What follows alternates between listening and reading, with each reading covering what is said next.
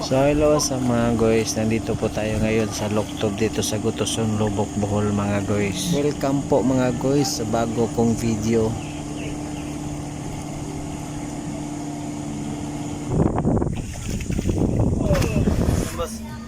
Panilit. Pangilit.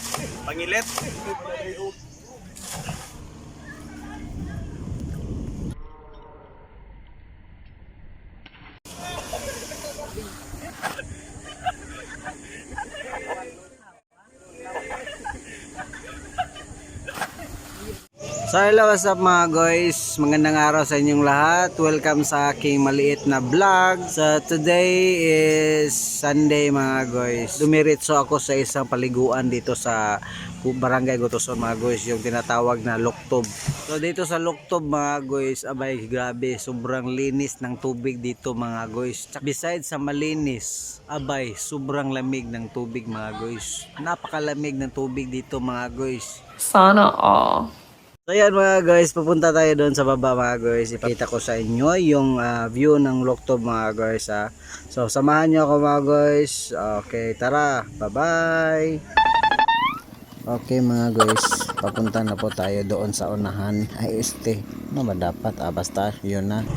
Shoutout pala ko kay kuya. Ito si kuya ay napakakugihan nito. Marami ng taga-Lubok nakakilala nito. Mega shoutout pala kay Arnel at saka sa kanya mga kaibigan na taga-Bugho. Nabigla sila mga guys kasi nagvi-video ako. Di pa siguro nila alam na vlogger ako. Paano? Di pa kasi ako sikat mga guys. Meron pala ako nakitang dalawang motor dito mga guys. Grabe ang ganda ng mga motor na to mga guys. Isa ito sa mga klase ng motor na pinapangarap ko mga guys. Siguro hanggang pangarap lang ako kasi matangkad itong motor na to. Ang height ko ay 5'2" lang. Pagdating ko dito mga guys, nakita ko ang mga gwapong ito. Grabe ang mga taong ito mga guys, hindi basta-basta. Paano? Hindi kasi na sila natatakot mga guys. Grabe dito sa Loktob mga guys, ang daming naliligo kasi ang init ng panahon mga guys. Ang tubig dito mga guys ay sobrang lamig. Tapos mga guys, meron palang gusto magpa-shoutout. Shoutout pala ako sa kanila mga guys. Sila daw ay taga-Tambis. So lahat ng taga-Tambis sana mag-subscribe kayo sa aking YouTube.